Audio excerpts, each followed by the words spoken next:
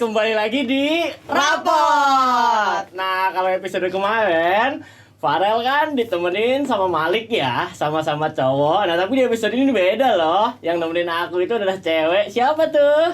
Halo, aku Kanaya, mahasiswa baru Teknik Robotika dan Kecerdasan Buatan tahun 2022.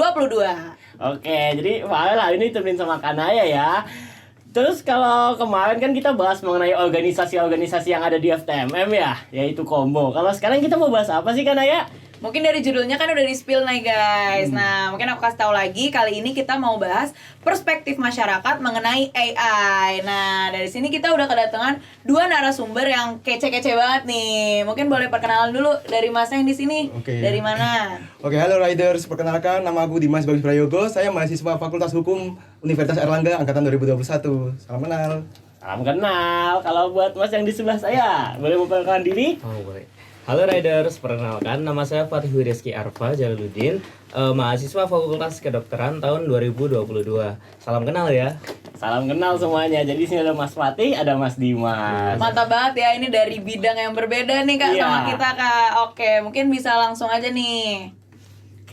Mungkin dari mas-mas yang di luar TRKB ya, kalau misalnya episode kemarin itu TRKB robotik semua. Nah, buat mas-masnya di sini aku mau nanya. Mas-mas ini udah tahu belum sih AI itu apa? Nah, boleh dari Mas Fatih. Kalau saya sendiri untuk AI yang saya gunakan mungkin udah pada tahu semua nih ya. Oh. AI-nya itu search engine yang namanya Google. Nah, pasti mahasiswa ini pasti ini pernah pakai, nggak pernah pakai ini ya. Terus kemudian yang kedua itu ya dari software HP-nya langsung kayak misalnya Google Service sama Siri dari Apple itu ya. Oke, kalau dari Mas Dimas gimana tuh mengenai AI? Dari aku tuh ya, AI itu suatu semacam kecerdasan buatan yang telah terprogram oleh suatu sistem. Nah, aku sendiri itu ya biasanya menggunakan AI itu dalam kegiatan dalam mencari jurnal di dalam Google Scholar seperti itu untuk menunjangkan jurnal-jurnal hukum aku sebagai pembelajaran yang lebih lanjut di luar pembelajaran di dalam kelas seperti itu sih. Oh gitu ya. Seberapa sering pakai AI gitu dan seberapa penting sih bagi Mas Dimas sama Mas Fatih ini? Mungkin boleh dari Mas Dimas dulu. Oke, kalau aku menggunakan AI dalam pencarian jurnal-jurnal hukum itu hampir tiap hari sih, karena aku orangnya suka riset nih, melakukan keren kajian-kajian banget ya. hukum ya. Itu setiap hari aku gunakan search engine berupa Google Scholar tersebut untuk meriset beberapa jurnal-jurnal hukum yang aku riset dan juga dapat aku jadikan suatu sebagai sumber dalam penelitian hukumku seperti itu, dan sangat penting bagiku.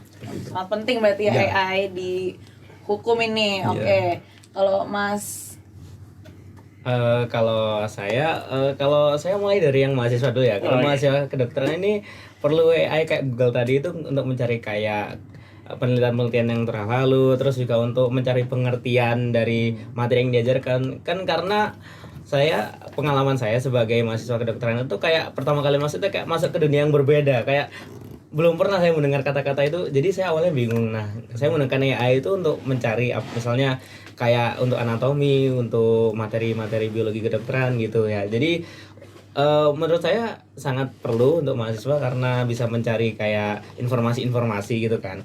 Sedangkan kalau di bidang kedokterannya sendiri, salah satu contohnya mungkin itu ya remote operation. Jadi itu kita menggunakan AI agar bisa melakukan, jadi dokter itu bisa melakukan operasi tidak harus di ruangan itu, bisa kayak misalnya dari HP gitu kan, dikontrol dari jarak jauh, ada kayak tangan-tangan robotnya untuk melakukan operasinya. Mungkin segitu saya. Oke. Oke, keren banget ya. Jadi kayak AI itu udah ada di bidang-bidang yang dipelajari, diminati oleh mas-masnya di sini ya. Oke, kalau misalnya dari Mas Fatih nih mengenai AI di kedokteran gitu, di bidangnya kedokteran ya, bidang yang Mas Fatih pelajari itu kayak seberapa esensialnya gitu, efisiensinya apa untuk kedokteran ketika ada AI gitu, itu gimana tuh Mas? Mungkin untuk efisiensinya sangat membantu sekali ya. Contohnya kayak operasi tadi kan. Jadi meminimkan tenaga kerja yang harus ada di ruang operasi itu. Kan kita tahu sendiri jumlah populasi semakin banyak dan jumlah tenaga kesehatan itu masih kurang. Nah, di situ bisa membantu untuk kayak merecover gitu menggunakan AI tadi ini. Terus kemudian AI juga berguna untuk mengurangi misdiagnostik atau salah dalam mendiagnosis penyakit. Nah, kita kan manusia pasti tidak luput kan dari kesalahan. Pasti sesekali kita melakukan kesalahan. Nah, dari situ itu AI sangat membantu untuk itu. Tetapi AI tidak bisa menggantikan pekerjaan dokter karena dokter ini bukan hanya untuk mengobati fisik tapi secara mental juga. Lah, kekurangannya AI itu untuk zaman ini tidak bisa untuk memperbaiki mental atau psikologi seseorang. Nah, di situ sehingga ya diperlukan seorang dokter yang manusia gitu kan. Kita harus memiliki rasa empati yang tinggi untuk pasien tersebut agar pasien tersebut itu bisa nyaman gitu. Karena ada juga pasien itu yang sakit itu cuman karena cemas aja. Jadi namanya penyakitnya kalau nggak salah psikosomatik. Jadi itu dia keluhannya banyak banget tapi pas dicek semuanya itu normal. Nah, di situ AI tidak bisa menggantikan pekerjaan dokter tadi. Itu kalau buat di bidang kedokteran. Nah, kalau buat di bidang hukum gitu, itu gimana tuh Mas? Oke, AI di bidang hukum itu sangat membantu dan sangat mengefisiensi dalam membantu di bidang hukum tersebut. Contoh, kalau kita mendengar kata hukum pasti di pikiran kita apa kalau mendengar kata hukum? Undang-undang. Undang-undang pikirannya apa kayak hard file seperti itu, undang-undang sebebok segini dengan peraturan ya. Ya, dengan adanya AI kita dapat mencari suatu pasal itu nggak perlu kayak buka-buka buku undang-undang, kitab undang-undang, kita cukup bisa mencarinya lewat aplikasi pencarian seperti web pencarian seperti Google. Nah, di sisi lain dalam penegakan hukum di dalam website Mahkamah Agung terdapat web yang bernama e-court. Kita itu dapat mendaftarkan perkara kita dan membayar biaya panjar ke pengadilan negeri itu melalui web e-court tersebut dan kita itu tidak perlu datang ke pengadilan negeri terdekat. Nah, ada juga yaitu aplikasi yang terdapat di web Mahkamah Agung itu web mengenai tentang kayak membantu dalam menentukan putusan di pengadilan. Misal putusan berapa tahun nih terdakwanya di penjara. Nah, kita itu tapi tidak melulu bergantung pada aplikasi tersebut. Karena apa? Karena kan hukum itu harus berdasarkan moral. Sebagaimana yang dikatakan oleh guru besar dari Fakultas Hukum kami, Profesor Dr. Peter Mahmud Marzuki. Nah, dalam aplikasi AI tersebut, aplikasi tersebut hanya menentukan putusan berdasarkan kejahatan yang dilakukan. Contoh misal pencurian nih, wah hukumannya segini, misal 5 tahun. Nah, misal pencurian tersebut dilakukan oleh nenek-nenek yang sudah tua, yang misal nenek-nenek tersebut mencuri beras hanya untuk makan dalam kebutuhan sehari-hari doang saja, masa hukumannya harus seberat itu kan? Itu sebagai gimana ya, kayak AI itu gak sepenuhnya menggantikan profesi hakim dalam di bidang hukum itu sendiri, seperti itu sih. Tapi overall AI sangat membantu dalam di bidang hukum seperti itu. Oke, keren. Nah, ini kan tadi ya yang dari bidang hukum itu mungkin ada salah satu contohnya kayak e-tilang. Nah, itu tuh ada beberapa kali aku baca beritanya di suatu kota itu tuh motor-motor dan mobil tuh pada ngelepasin platnya biar nggak kena e-tilang. Nah, itu pendapat Mas Dimas mengenai itu gimana tuh? Jadi AI di hukum nih oke apa enggak nih? AI di hukum tentu oke banget dengan kayaknya adanya pelanggaran seperti dicopotnya sengaja melepas plat-plat tersebut, dengan adanya e-tilang tersebut dari kamera CCTV itu kita bisa mengetahui, pihak Polantas itu bisa mengetahui, wah ini ada pelanggaran nih, platnya ini sengaja dilepas biar kayak untuk menghindari misal ya plat merah itu sengaja ditutupi cover menjadi plat hitam untuk menghindari pajak atau biar ngisi BBM-nya itu enggak pertama gitu yang menggunakan BBM subsidi seperti Pertalite seperti itu ya diakali seperti itu. Dengan adanya e-tilang itu sangat membantu bagi penegak hukum, misalnya polisi itu dalam mengecek lah mana ini pelanggar, mana ini yang harus dihukum seperti itu. Maka dari itu AI sangat membantu sekali di bidang hukum ini. Seperti itu. Oke. Tapi di sini aku ada yang tadi kepikiran gitu ya. Biasanya kan misal kayak gini, kalau misalnya kita sakit ya kayak tenggorokan kering atau paru-paru tiba-tiba sesak, daripada kita ke dokter yang ya mungkin harus keluar biaya, harus kita keluar bensin, dan semuanya. LWI kita kayak ngesat, nanti tiba-tiba ada di alo dokter, dari dokter siapa menurut dia gini. Tapi kalau aku dulu coba ya kayak misal kayak paru-paru tiba-tiba sesak, itu tulisannya kayak gagal jantung lah atau apa di bawahnya kayak berat banget gitu. Khawatir sendiri ya kapal kan ya. Kasian banget ya aku, tapi saya paling besokannya aku udah apa-apa. Nah, kalau dari Mas Dimas sendiri gitu ya. Ya kalau menurut Mas Dimas sendiri itu gimana mengenai ya itu salah satu kelebihan AI yang tadi Mas Dimas bilang agar kita lebih mudah dalam mencari dan bla bla bla. Tapi kalau ya mengenai hal-hal mungkin orang-orang di sini yang ngebaca itu langsung kaget gitu, itu gimana tuh, Mas?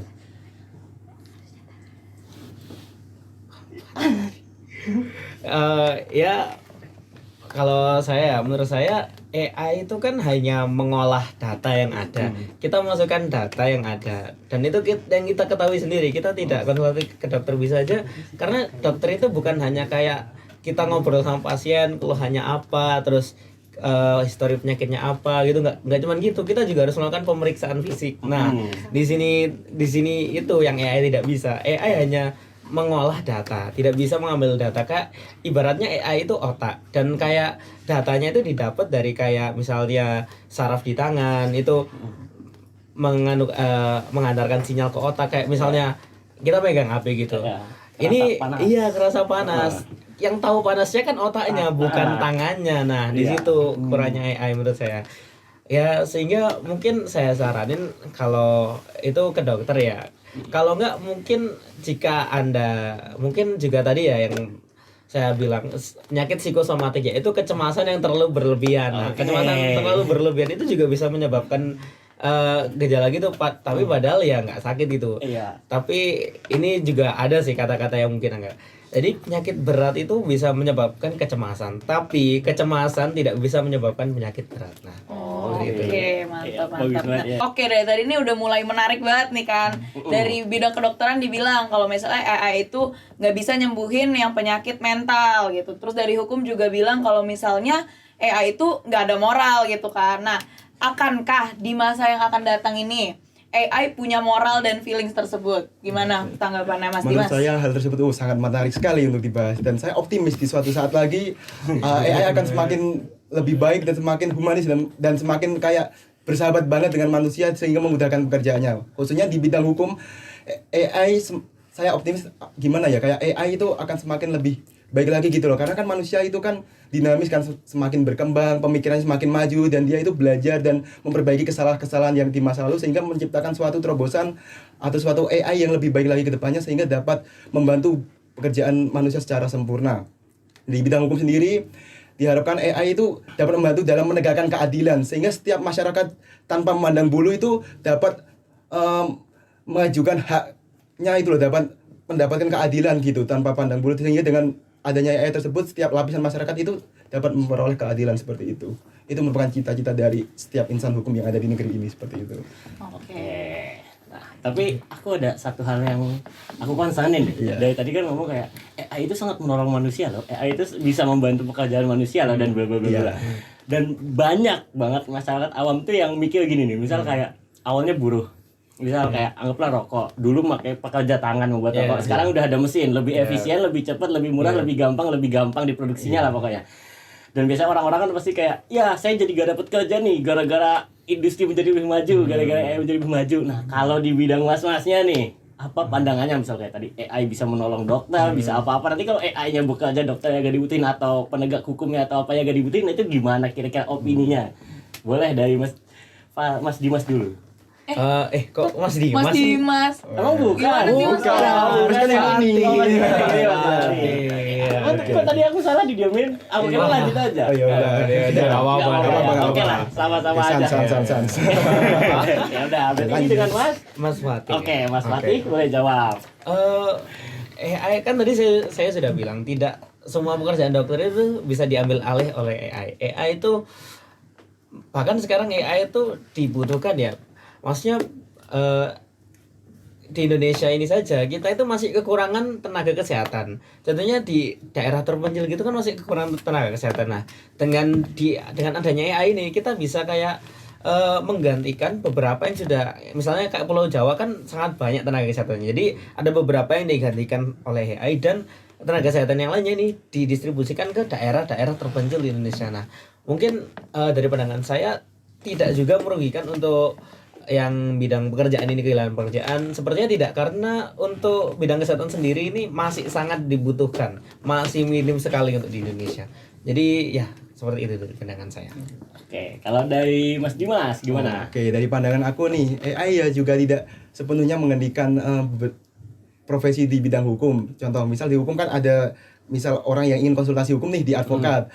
Nah, sekarang kan sudah ada aplikasi atau website yang namanya hukum online. Kita itu dapat ketika kita terkena masalah hukum, kita dapat mengkonsultasikan di hukum online. Misal, saya dituduh membunuh nih, padahal saya nggak membunuh. Kita kan bisa curhat di hukum online. Nah, hukum online tersebut itu dapat membantu kita dan tanpa kita jauh-jauh ke kantor advokat, dan itu tentu menghemat pengeluaran kita, menghemat waktu kita. Nah, aplikasi hukum online itu berguna bagi saudara-saudara kita yang berada di daerah luar Jawa. Kan kita tahu sendiri di Jawa itu kantor advokat itu sudah banyak banget kan. Nah, di luar Jawa seperti di Papua, mungkin di Maluku, atau di Maluku Utara atau NTT itu kantor advokat kan masih minim. Nah, dengan adanya aplikasi hukum online tersebut, seseorang yang terkena masalah hukum itu dapat berkonsultasi melalui website tersebut gitu loh, tanpa perlu jauh-jauh ke tempat advokat tersebut untuk berkonsultasi hukum. Namun di sisi lain, kalau kita ingin meminta bantuan hukum atau meminta bantuan pengacara untuk mendampingi kita di persidangan, maka ya harus benar-benar pengacara yang sudah memiliki sertifikat, tidak bisa melalui AI. Harus benar-benar dari pengacara tentu yang sudah memiliki sertifikat advokat seperti itu. Berarti AI itu sangat membantu namun tidak sepenuhnya menggantikan profesi hukum tersebut. Seperti itu sih dari pandanganku. Oke, mantap banget. Nah, ini tapi aku ada bingung sedikit nih. Ya. Kalau misalnya di hukum itu, moral itu emang diperlukan apa enggak? Kayak tadi yang dibilang, misalnya ada yang nenek-nenek itu dihukum diberi keringanan karena kasihan gitu. Tapi sebenarnya kalau misalnya kita bilang seadil-adilnya itu berarti nggak pandang umur, nggak ngelihat dia nenek-nenek atau gimana. Nah itu gimana tuh? Dan juga kalau misalnya pakai AI itu kan mengurangi kayak mungkin ada sogok-sogokan atau itu kan udah nggak mungkin banget kan. Nah jadi itu gimana tuh mendingnya kalau untuk dari penegak hukumnya gitu untuk persidangan mendingan pakai AI apa enggak? Kalau AI atau enggak, lebih baik kita mengkolaborasikan gitu. Kita kan bisa menggunakan aplikasi untuk membuat putusan pengadilan tersebut. Nah, hasil dari putusan dari aplikasi tersebut kita buat sebagai sebagai referensi saja. Kita nggak menggunakan sepenuhnya. Sebenarnya kan gini di hukum, yang menjadi suatu dasar putusan itu bukan dari orangnya kan, dari tindakannya. Contoh mencuri, yang jadi dasarnya yaitu yang mencuri itu nggak pandang umur, nggak pandang siapa yang mencuri. Kalau pencuri ya tindakannya mencuri ya dihukum sesuai undang-undang yang berlaku. Nah, dengan adanya AI kita kan dapat membuat putusan yang gimana ya, yang lebih efisien dan lebih cepat. Namun hakim itu memiliki wewenang untuk menggunakan hati nuraninya. Dalam hukum seperti itu, hakim dapat menggunakan hati nuraninya. Nah, hakim itu tidak melulu mengambil putusan dari aplikasi tersebut. Berarti hakim bisa mengambil putusan tersebut hanya sebagai kayak kisi-kisi saja. Untuk putusan ketok palunya itu, putusan akhirnya itu hakim bisa menggunakan dari hati nuraninya seperti itu. Sehingga adil dapat menjangkau untuk semua lah, kan karena hukum juga harus kembali lagi ya, hukum harus berdasarkan moral seperti itu. Oke, berarti untuk kalau misalnya AI itu dikolaborasikan tadi ya, nggak mengacu pada AI banget gitu. Oke. Tapi aku di sini jadi concern sesuatu nih ke Mas Dimas. Iya. Misal kayak masalah penegakan hukum gitu ya, mana penegakan hukum di Indonesia salah satunya kan polisi ya. Misal kayak gini, dulu aku waktu pulang di Jakarta ya, ketika mau belok aku ngelewatin tuh yang garis-garis kan udah nggak boleh harusnya. Nah tiba-tiba entah dari mana udah kayak hantu, tiba-tiba polisinya loncat. Ya kan polisinya kayak ini seriusan aja, emang aku pernah kayak gini. Kayak ya gitu, terus kayak selamat siang Pak, mau kemana ya gitu. Terus kayak aku ya daripada mikir panjang, terus aku keluarin aja dompetku, tiba-tiba ada 50.000 aku kasih. Itu kan emang biasa terjadi kan, dan emang biasa lah kalau di sana gitu. Pemikiranku daripada sibuk-sibuk capek-capek ikut persidangan dan bla bla bla, mending aku bayar, aku dibalikin STNK-nya, kita jalan kayak hati-hati di jalan ya Pak, semoga selamat sampai tujuan, silahkan langsung baik, udah masalah selesai. Wah, ini kan parah banget nih, ini contoh ya guys ya. Itu contoh yang ya tidak hukum banget lah gitu. Nah jadi aku mau pemikirannya gini, dengan adanya kamera itu kan AI banget ya, kayak platnya langsung ketahuan meskipun dari jauh dengan sangat jelas gitu, nomornya ketahuan, salahnya kita kecepatannya berapa dan semuanya itu terdata. Itu kan jadi orang harus ke sidang, harus duduk dengerin hakim, yang mana mungkin orang juga malas atau nggak mau lah, mending sogok aja bayar, masalah selesai. Kira-kira dengan ada AI itu untuk penegak hukumnya, untuk polisinya yang maaf mungkin oknum ya, saya nggak bilangnya dari tadi maaf itu maksudnya oknum ya, dan saya memang kayak gitu oknum lah. Dan juga untuk pelanggarnya yang malas kemana-mana mending bayar, itu gimana tuh kalau dari opininya? Mungkin mas-masnya karena sering di jalan raya atau gimana bisa kasih tahu juga gitu, kan ya juga boleh, gimana tuh? Oke, itu kejadian yang kamu alamin pada tahun berapa itu? Ini tahun ini 2000. Waduh, itu masih baru, kalau nggak salah itu masih Kapolri masih belum mengeluarkan perintah untuk tidak menilai secara Iya. di pinggir jalan itu masih Masih belum ada belum, perintah masih belum. Iya. tersebut. Karena sekarang itu kalau nggak salah mulai Oktober atau November ini ya sudah ada perintah dari Kapolri kalau tilang itu nggak boleh di pinggir jalan. Berarti kalau ditilang pinggir jalan cuma polisi cuma memberikan edukasi doang. Oke. Berarti tidak ada membayar denda ataupun seperti itu. Nah, di Indonesia prosedur yang berlaku memang kalau pelanggaran tilang itu memang arahnya ke pengadilan. Oke. Ya kita kan harus mengikuti sidang pengadilan tersebut. Nah, prosedurnya kan memang seperti itu. Maka mau nggak mau kita harus menjalani prosedur tersebut. Jika kita nggak mau mengalami hal tersebut, maka kita nggak boleh melanggar aturan lalu lintas dong. Kita harus taat pada aturan lalu lintas seperti itu. Maka dari itu peraturan yang ada baik di jalan, baik di lingkungan masyarakat itu harus ditaati. Itu peraturan tersebut diciptakan untuk kebaikan kita sendiri, bukan untuk pejabat-pejabat penegakan hukum tersebut seperti itu demi ketertiban dan keamanan kita sendiri sebenarnya. Jadi kayak bisa mau istilahnya damai di tempat atau kita mau nakal-nakal itu nggak bisa ya. Jadi udah dengan adanya bantuan AI itu kita jadi sejalan dengan jalannya hukum ya, ikutin persidangan dan lain-lain. Iya seperti itu. Berkurang nakalnya lah. Iya. Berarti AI itu menguntungkan ya untuk yang ini Iya. gitu. Oke. Nah, opininya mungkin ada opini lain lah mengenai AI penegakan hukum gitu. Ada opini lain mungkin, Mas Fatih? Kalau dari saya tadi ya, kalau AI ini kontranya lebih ke arah tidak etis ya. Kayak AI itu kayak asik dia nih, asik. datar banget. Sedangkan kita sebagai dokter itu diajarkan untuk memanusiakan manusia. Kita harus menganggap bahwa orang ini tuh manusia. Kita harus berempati. Nah, bukan bersimpati ya. Kalau simpati misalnya ada orang lain sekitar ikut nangis kan kayak gitu kalau jadi orang. Kayak misalnya orang sedih kayak kita berarti oh ini orang sedih kayak dihibur dikit itu. Kalau enggak ada orang yang sedih datang gitu kan ke kita sebagai seorang dokter itu biasanya kita nggak langsung kayak tanya keluhannya kenapa enggak gitu kayak gimana Bu harinya, keluarga sehat, orang anak gimana Bu, terus tadi ke sini naik apa, asal dari mana, kayak basa-basi iya untuk menenangkan pasien itu biasanya datang ke dokter sudah cemas kayak aduh ini dapat didiagnosa penyakit berat gak ya gitu. Kalau penyakit berat langsung down gitu. Makanya untuk sekarang itu dokter itu harus memanusiakan manusia. Nah di situ AI yang nggak bisa itu untuk saat ini. Makanya saya kontra untuk kayak menggunakan untuk kayak pasien ngeluh tentang penyakitnya itu untuk ke AI kurang ya, karena menurut saya kurang etis. Mungkin AI itu lebih, kalau saya lebih pro untuk digunakan kayak membantu kayak misalnya operasi, terus pemeriksaan menggunakan kayak USG, terus X-ray gitu. Nah itu AI saya pro. Tapi kalau untuk kayak praktek kayak pasien datang secara pribadi, kalau AI itu kurang etis ya. Kayak nggak ada perasaan, tidak feeling, kayak nggak ada hati perasaan, gitu. iya Kayak kayak berarti balik lagi ke yang tadi, Iya. emang AI nggak punya perasaan, itu kurangnya ya. Oke, tadi kan dibilang dari bidang kedokteran ini kontra ya, karena AI nggak punya perasaan. Tapi kan baru-baru ini tuh aku baca berita tuh ada robot yang udah, namanya Sofia kalau nggak salah, dia udah punya perasaan, bisa nenangin orang yang sedih dan segala macam. Nah tapi kan mungkin kalau dari AI itu kayak mungkin cuma sensor ya, kayak ngelihat pupil mata yang membesar dan akhirnya dia kasih affection. Nah menurut dari bidang kedokteran nih, itu beda nggak sih, feelingnya tuh beda apa enggak sama yang akan diberikan dari manusia? Feelingnya mungkin beda ya, kayak gimana ya, kayak kita sebagai manusia kan punya insting. Nah insting itu kayak misalnya kita gimana ya istilahnya, kayak kita tiba-tiba kayak pengen nanyain itu, pengen kayak ngelakuin hal itu tanpa perlu ada yang secara kita lihat atau secara kita pikirin, kayak insting aja pengen gitu.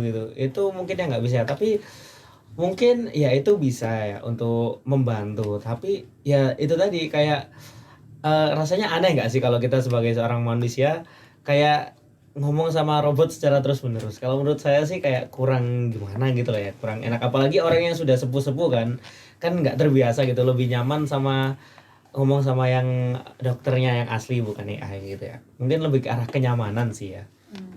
Oke, itu kalau dari segi kedokterannya. Bagaimana kalau dari segi hukumnya? Ada opini kah Mas? Tentang robot tadi ya? Iya.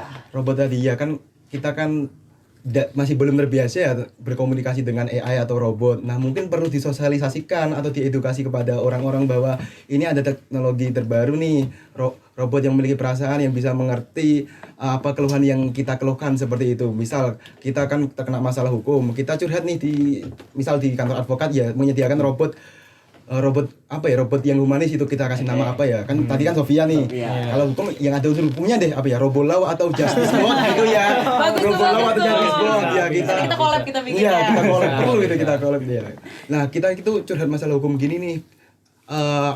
Aku tuh tadi kena kasus, padahal aku itu tidak mencuri, tapi aku dituduh mencuri sehingga aku jadi tersangka sebagai pelaku pencurian. Nah, robot tersebut kan telah terprogram, di program robot tersebut terdapat pasal-pasal yang mengatur pencurian atau pendapat yang dari orang yang mengeluh tadi, ada pendapat yang dapat membela dia gitu loh. Wah, kamu itu dari pendapatmu, menurutku itu tidak mencuri, robotnya bisa bilang seperti itu. Menurut pasal sekian-sekian, kamu itu tidak bisa dikatakan pencuri dan kamu itu bisa bebas dalam jeratan tindakan percurian seperti ini, seperti itu. Nah, yang jadi poin utama yaitu perlunya sosialisasi. Kita sosialisasikan dulu pada masyarakat agar gimana ya, agar kita terbiasa dengan teknologi yang baru seperti ini, dan kita kan harus step by step nih untuk menjadi negara yang maju gitu. Seperti itu sih dari opiniku.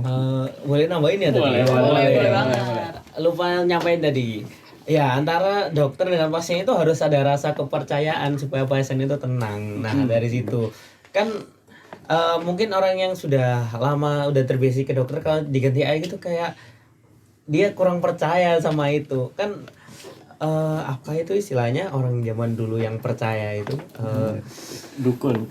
bukan dukun, apa itu, kok lupa ya, pokoknya ya itulah, asalnya ada di rasa kepercayaan sih. Karena pasien itu jadinya nggak enak juga kalau tidak percaya gitu ke dokter. Pasti kayak wah nggak percaya nih, kayak ya udah, kayak dia lebih kayak memilih pilihannya sendiri, padahal bisa jadi pilihannya sendiri itu lebih tidak berbahaya gitu untuk dirinya sendiri, bisa jadi seperti itu. Ya, tapi ini nih sedikit penjelasan tentang robot-robot yang humanis gitu misalnya kan. Kalau di robot itu ada sensor ya. Misal kayak kita juga ada lah kayak sense gitu, kayak ada mata buat lihat, ada telinga buat mendengar. Itu kan robot juga ada ya, ada kameranya, ada mic-nya gitu buat dengar apa yang diomongin, dan juga nanti kayak kalau kita kan ada saraf-saraf yang ngebawa ke otak gitu dari panca indera kita, itu kan juga ada ya, disalurin ke otaknya mereka juga, ke mungkin di sana dia nyimpen data gitu. Misal manusianya tangannya gemetar, itu biasanya lagi apa, jantungnya makin cepat gimana, semuanya apa gimana, data-datanya tersimpan dengan banyak di sana. Dan juga ya nanti ada balasannya juga gitu. Oh, kalau dia lagi gini berarti kita harus gini, sama kayak kalau manusia lagi sedih harus kita baikin. Dan cuman misal kayak gini nih, kekurangannya manusia itu kan, manusia itu punya perasaan ya. Kayak misal nih, aku lagi bad mood, tiba-tiba ada orang yang emang gitu, aku tahu dari data aku tahu dia anaknya banyak ngomong, dia anaknya suka cerita-cerita, tapi kan aku lagi bad mood. Kalau misalnya dia cerita ke aku bisa marah kan? Wajar kan kalau manusia gitu.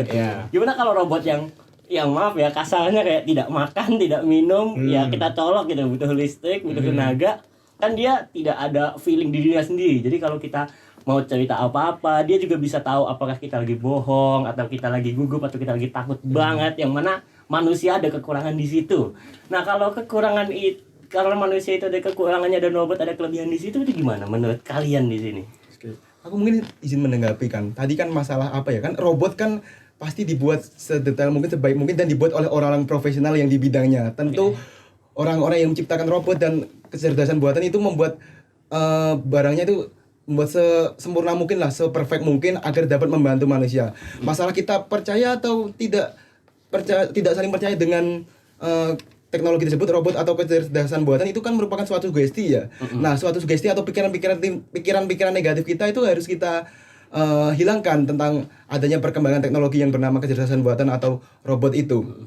Nah, sehingga dengan hilangnya sugesti negatif yang ada pada diri kita, dan akhirnya kita dapat saling bekerja sama dengan AI tersebut, sehingga gimana ya, menghasilkan suatu hal yang baik, hal yang positif seperti itu. Sehingga itulah pentingnya pentingnya edukasi bagi masyarakat mengenai robot dan AI. Dengan adanya edukasi, masyarakat itu pola pikirnya, mindsetnya bakal berubah. Oh, AI ternyata sangat membantu bagi manusia, seperti itu. Itu sih menurutku. Kalau dari Mas Fatih, gimana tuh Mas Fatih? Gimana ya, tadi yang tentang AI yang serba sempurna gitu ya. Betul, yang manusia ada mood-moodannya, AI ya nurut-nurut aja lah gitu. Ya, Tapi justru manusia itu naik turunnya manusia itu yang menjadikan dia manusia.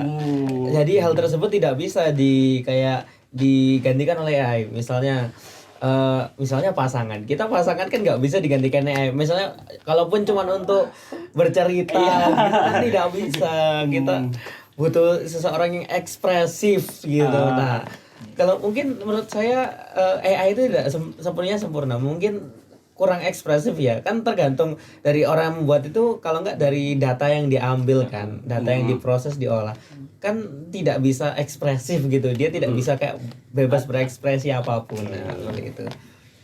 Tapi sebenarnya mungkin dari ketidakekspresifannya dia itu yang menguntungkan justru kayak yang tadi dibilang, misalnya mood kita lagi jelek, terus ada yang pengen cerita, kita jadi marah. Tapi kalau misalnya ya si AI ini kan, si robot ini kan nggak punya rasa apa-apa. Kita mau curhat kapanpun, 24 jam juga dia pasti nurut. Nah itu kelebihannya gitu. Nah kalau menurut Mas Fatih gimana itu? Ya mungkin itu ada baiknya untuk orang melampiaskan gitu, kayak bukan melampiaskan sih, kayak bercerita. Kita kan kalau ada masalah kita pasti kayak cerita ke seseorang yang kita percaya gitu. Nah kemungkinannya AI itu dia istilahnya nggak ember lah kalau saat ini kan. Bener banget kan, kita biasanya kalau cerita kita milih-milih kayak ini ember nggak ya, ini ember nggak ya. Kalau ember gitu kitanya juga kayak tambah nggak enak gitu, kitanya tambah down gitu. Nah mungkin kelebihannya AI yang tadi yang dibilang mbaknya itu gitu ya, kayak lebih bisa menjaga rahasia. Iya benar sih, nggak ember tuh, siapa tuh yang ember kali ya. Tapi kalau dari Mas Dimas gitu, Iya. masalah yang AI itu super sempurna dan sulit mencari celah di situ, yang mana manusia agak bisa, dan mungkin kan dari situ AI malah bisa mengalahkan manusia. Nah, kalau opini Mas Dimas gimana tuh? Opini saya ya, AI ya kita jadikan AI sebagai tanda kutip pembantu kita. Kita yang mengendalikan AI tersebut dan kita tidak boleh dikendalikan oleh AI tersebut. Apalagi dalam bidang hukum nih. Kalau kita dikendalikan oleh AI maka tatanan hukum kita bakal berantakan dan itu akan berbahaya bagi masyarakat yang ingin cari keadilan seperti itu.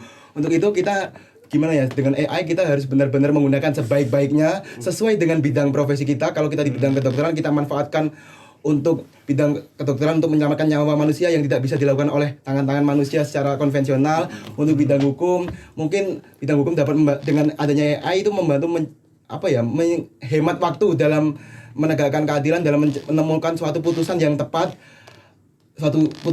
bagi para penegak hukum agar memberikan suatu keputusan yang benar-benar adil bagi masyarakat. Untuk itu kita gunakan AI sesuai dengan profesi kita gunakan AI secara positif, dan kita jangan sekali-sekali menyalahgunakan AI. Dan dalam hukum itu telah diatur dalam UU ITE, yaitu UU nomor 11 tahun 2008 seperti itu. Nah, ini aku setuju banget nih dengan statement kalau AI itu nggak akan bisa melebihi manusia. Nah, kalau menurut Kak Farel nih, bener gak itu statementnya? Tapi tadi ada statement yang keren juga ya, kayak jangan sampai AI yang membodoh-bodohi kita, kan kayak istilah orang tua kita kayak ya udah kita yang manfaatkan HP, jangan sampai kita dimanfaatkan oleh HP gitu. Sampai talenta gitu. Begitu juga buat AI kan ya. Jangan sampai sih AI ya karena kan gini ya, meskipun mungkin Google itu lebih pintar dari manusia, Google lebih tahu apa-apa.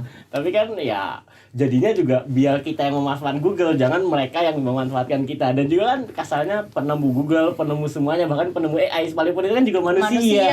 Benar. Tetap ada manusia di atas segala-galanya. Ya, mungkin ada opini-opini nggak mengenai AI gitu? Mungkin dari Mas Fatih atau Mas Dimas. Mungkin boleh dari Mas Dimas dulu deh. Ini Dari AI, ya. Opini saya tentang AI merupakan suatu kecerdasan buatan yang sangat membantu manusia di berbagai bidang. Untuk khususnya di bidang hukum sendiri, untuk seluruh mahasiswa hukum, untuk mulai belajar tentang AI, kita mengkaji mengenai apa itu AI. Kita cari dulu deh, AI itu apa dan apa kegunaan AI dalam hukum. Bila perlu kita mampir nih ke Fakultas Teknologi Maju dan Multidisiplin di Prodi Teknik Robotika dan Kecerdasan Buatan.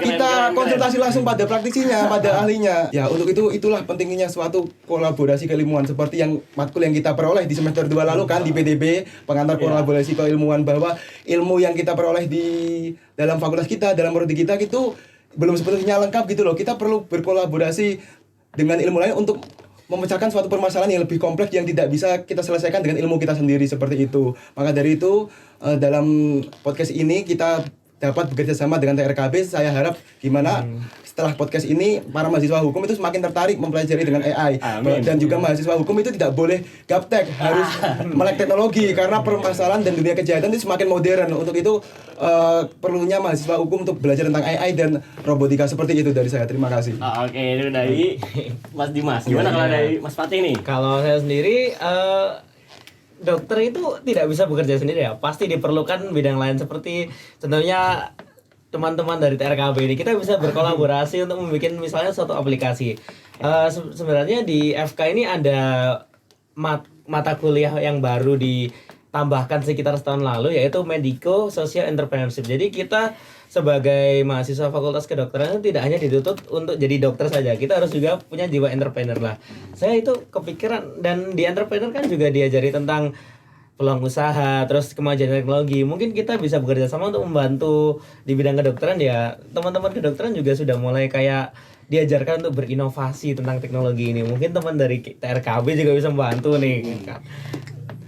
Ya mungkin dan mungkin yang saya pikirkan itu kayak kita untuk sekarang itu kendalanya bahasa sih ya. Kita dokter kan misalnya saya dari suku Jawa gitu. Kalau misalnya ketemu dari orang suku Sunda atau suku luar Jawa gitu kan kesulitan berkomunikasi. Mungkin AI gunanya untuk kayak translator gitu kan ya. Bisa lah ya bikin gitu. Nanti kita collab kan ya. Iya, makanya ya mungkin Ini nggak kerasa banget ya Kak Farel ya. Kita Iya, udah berapa lama udah ini lama banget ya kita nemenin ngobrol di riders sini. ini. Wah, udah kerasa banget ya. Iya, tapi ada loh tadi yang ya mungkin kalau Kanaya sama Mas Fatih ini belum belajar ya, Pak. Belum, karena kan semester 2 Iya, ya namanya. masih baru. Kolaborasi Masih keilmuan ya. baru, Jadi kan di masih sini baru ini. dengan ada podcast ini bisa mungkin nanti ke depannya di masa depan ya antara hukum dan juga kecerdasan buatan, kedokteran, kecerdasan buatan lebih ya menciptakan dunia yang lebih baik lah ya. Lebih adil, banget, lebih bener nyaman, banget. lebih sehat semuanya pasti ya. Benar. Ya jadi itulah, kalian kan udah dengar ya opini-opini dari saya, dari Kanaya, dari Mas Dimas, dari Mas Fatih. Nggak salah lagi ya kali ini ya.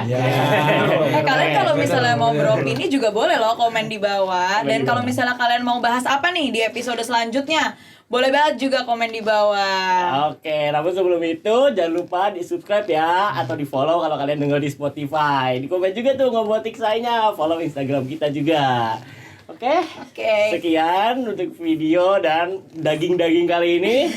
See you in the next video. Dadah. Terima kasih, Bang. Thank you.